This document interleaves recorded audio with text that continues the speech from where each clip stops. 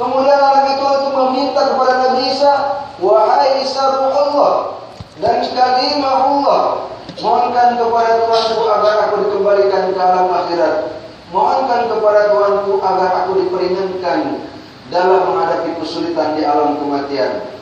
Nabi Isa pun berdoa dan Allah mengabulkan roh anak wanita itu dicabut kembali dan dimasukkan ke dalam alam kubur. Ini ceritanya tuan-tuan. Jadi kita sudah paham ketika Nabi Isa mempunyai mukjizat boleh menghidupkan orang yang mati yang berada di dalam kubur. Itu dengan kalimat apa? Nabi Isa membacakan kalimat Ya Hayyu Ya Qayyum. Mana?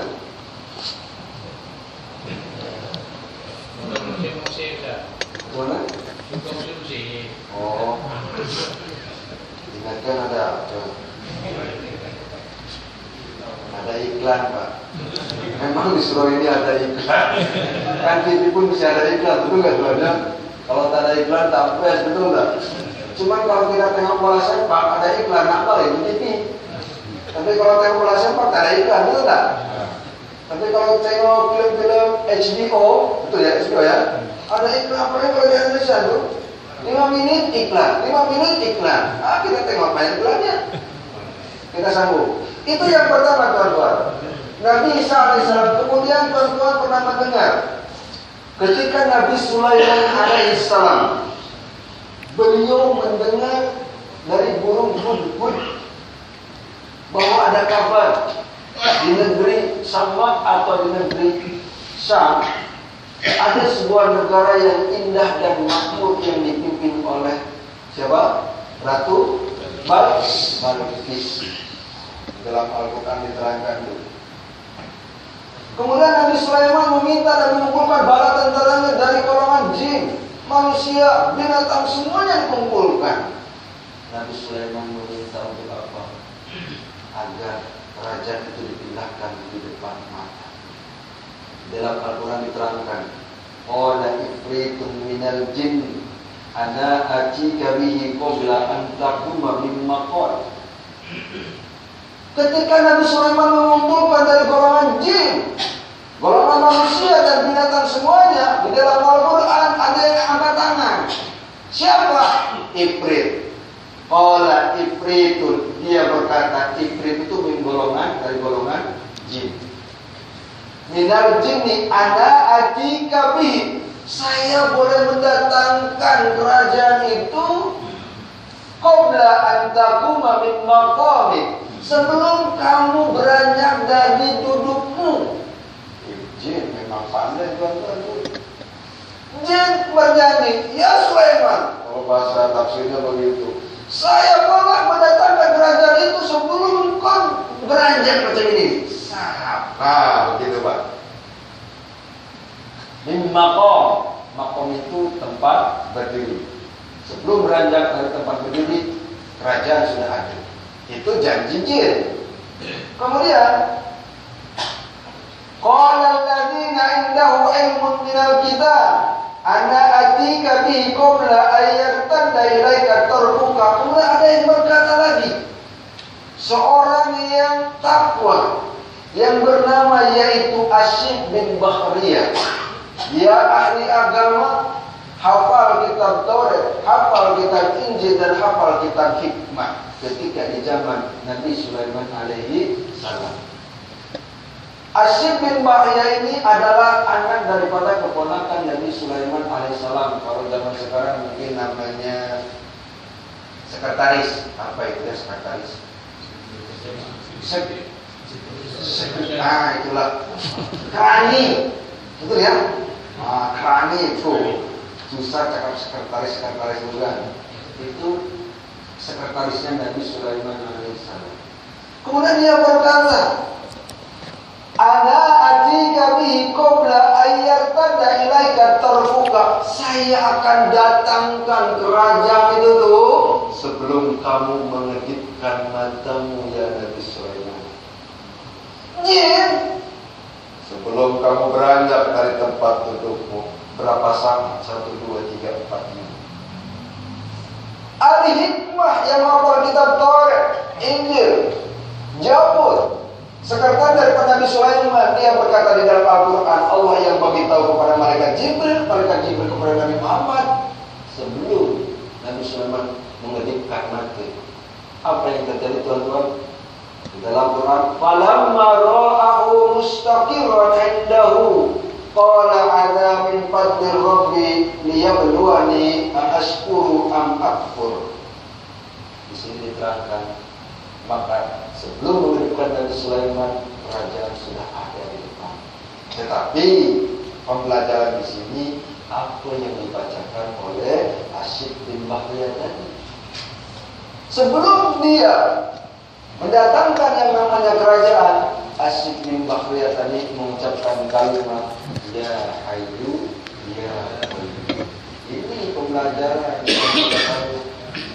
Kita kan pertamanya awalnya tahu Nabi Sulaiman kemudian boleh mendatangkan kerajaan. Padahal yang mendatangkan itu siapa? Asyik bin Bahriyah, sekretar daripada Nabi Sulaiman alaihi salam, dengan wasilah membacakan kalimat Ya Hayyu Ya Qayyum. Di dalam Quran surat An-Naml 39-40. Silakan buka tuan-tuan. Quran surat An-Naml. An-Naml itu artinya semut.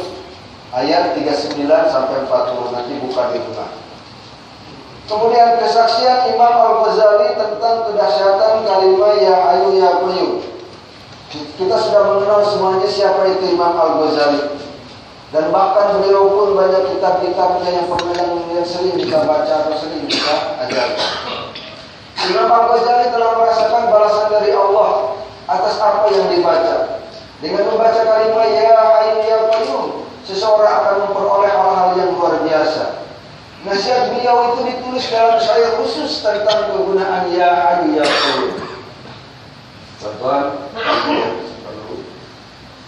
ini dari amanat daripada Imam Al-Ghazali yang dituliskan di dalam kitabnya.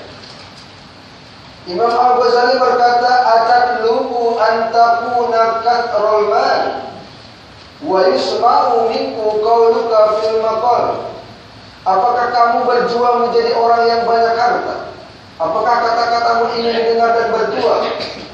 Ini ada sampai 10, Pak.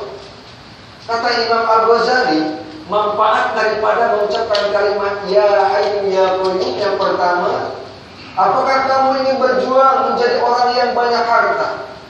Otomatis di sini artinya seseorang ketika bekerja atau mencari harta benda supaya harta itu berkah, kata Imam Al-Ghazali, banyak-banyak membaca kalimat Ya Hayyu Ya Qayyum. Atadlubu an takuna katrul mal. Katru itu adalah katru, artinya banyak, malun, harta. Wa yusma'u minka qauluka fil maqal. Apakah kamu ingin kata-katamu didengar? Macam saya hidayat kan, meskipun kuat-kuat macam ini pun, tapi ramai orang yang tak dengar. Betul kan? Masuk telinga kanan, keluar telinga kiri. Sekarang pagi tazkiro, besok luput. Di Indonesia bukan di sini, Pak. Makanya kalau dengarkan tazkiro, masuk telinga kanan, tutup yang kiri, supaya tak keluar. Atau masuk telinga kiri, tutup yang kanan. Kalau tak nak keluar, tutup dua-duanya. Insya Allah tak akan keluar-keluar, sebab tak masuk. Betul kan? Kata Imam Al-Ghazali, apakah kamu ingin kata-katamu didengar? Ini untuk orang-orang yang menjadi leader, tuan-tuan, yang menjadi pemimpin, yang menjadi ketua, yang mempunyai bawahan. Ketika kita misalkan jadi kontraktor, hingga bawahan ramai, supaya anak buah kita itu mendengar apa yang kita cakap. Kita menjadi ketua di sebuah pejabat, supaya anak-anak atau anak buah kita itu, betul anak buah ya, bawahan-bawahan kita itu mendengar apa yang kita cakap. Imam Al-Ghazali beritahu banyak-banyak membaca kalimat Ya Hayyu Ya Qayyum. Berapa banyak Ustaz? Nanti ada hadisnya. Yang kedua, wa min kulli nisa'in taraw bidada tasurru bihi wa min kulli rijal. Apakah kamu ingin setiap wanita memandang dengan cinta? Subhanallah. Ini yang bagi yang bujang-bujang nih. Yang hujan sini kan? Ya. Hujan apa? Ini bagi yang hujan-hujan, Imam Al-Ghazali pun menyebutkan kalau semua wanita atau siapapun agar memandangnya dengan kasih sayang kepada kita, bismillah dibacakannya kalimat ya Hayyu ya Qayyum. Wa min kullin nisa'in tarawidada, dan setiap perempuan taro melihat widada dengan rasa kasih sayang. Tasurru bihi wa min kullir rijal, kamu ingin setiap laki-laki mengirimkan isyarat kasih sayang. Perempuan, laki-laki sayang kepada kita, bukan benci. Jadi kalimat ya Hayyu ya Qayyum itu bukan hanya untuk yang kemarin kita ucapkan saja, yang kemarin kita bagi tahu, tetapi Imam Al-Ghazali dengan pengalaman beliau membacakan kalimat ya Hayyu ya Qayyum boleh untuk wajah kita supaya mendapatkan aura yang bagus. Ini bagi bujang-bujang ya. Tapi kalau yang sudah kawin jangan. Jadi ada yang marah di belakang gitu ya. Tapi kalau boleh ini untuk ibu-ibu, ya, banyak-banyak membaca kalimat ya Hayyu ya Qayyum agar suami kita tambah saya beritahu sama anak kita, beritahu sama nanti juga. Ini kalimat ya Hayyu ya Qayyum kalau kita dengar daripada orang-orang misalkan dibagi zikiran apa-apa, tetapi kita tidak tahu apa makna hadisnya, Al-Qur'annya, sanadnya dari mana, kalau boleh jangan dibacakan. Sebab apa? Takut kita menjadi taklid. Taklid itu ikut-ikutan. Contoh misalkan seperti kita yang kita lakukan selepas sholat kita usap muka, betul tak Pak? Tuan-tuan tahu hadisnya? Siapa yang menyuruhnya? Betul tak? Tapi kita ikut usap muka ya? Kita ikut siapa? Ikut siapa tahu? Nah, pertanyaan dari Ustaz. Ustaz pernah bagi ajar hadisnya Pak? Allah malu ketika seorang hamba mengangkat tangan dan mengucapkan kalimat la ilaha illa anta subhanaka inni kuntu minadz zalimin. Allah malu menolak seorang hamba berdoa dengan mengucapkan kalimat la ilaha illa anta subhanaka inni kuntu minadz zalimin. Kemudian dia mengusapkan tangan kebaikannya ke muka. Itu yang sampai berdoa itu. Ada orang yang doanya duduk, dia ada yang suka usap muka, ada yang suka usap muka. Kalau dari desa kan mereka begadang. Bahkan tuan-tuan pernah mendengarkan negara di tempat kita itu usap muka pernah berbicara. Ketika Ustaz kemarin pulang, bisa mendengar dari kawan-kawan, Ustaz, saya tadi TV, ada apa? Ada nabi baru, nabi dari negara, dari kota Jasun, agamanya agama Jasun Pak. Tahu Jasun? Jawa Sunda. Kalau di sini mungkin bukan Jasun, Jamu, Jawa Melayu.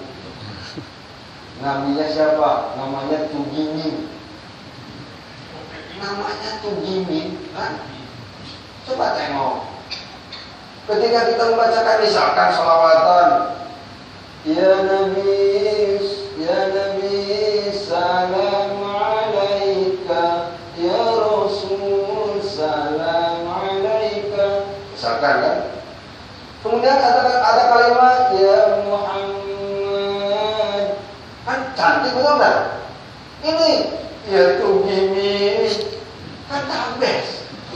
Ketika azan, asyhadu an la ilaha illallah wa asyhadu anna Muhammadar Rasulullah. Bagus kan? Coba asyhadu an la ilaha illallah wa asyhadu anna Tugimin. Habis. Dari dengarnya namanya pun sudah tak ngam. Betul tak? Nggak dengar itu. Akhirnya ditangkap sama polisi. Ya dihukum 4 tahun. Ada orang Indonesia di sini ada? Pernah dengar siapa nabi yang baru itu? Yang 2 tahun lepas, 3 tahun lepas? Lia Edan. bukan Edan kan, mengaku Jibril. Agamanya 3 dicampur Pak, Islam, Kristen, Hindu. Jadi ibarat itu 3 agama dicampur. Emangnya edisi? Edisi sedap teman. Dia mengaku Jibril, baju putih, perempuan, ditangkap sama polis, dihukum 4 tahun. Polis Indonesia hebat, Jibril ditangkap. Mantap tuh polis Indonesia. Untung Jibril. Coba kalau Israel nanti tangkap, aku cabut nyawa kau. Sampai mana kan Jibril? Wa yati kal ghina wa tarsaidan muhaban mukraman wa kathirul mal. Apakah kamu ingin kekayaan mendatangi kamu dan kamu dilihat bahagia? Apakah kamu ingin disegani, dimuliakan dan banyak harta?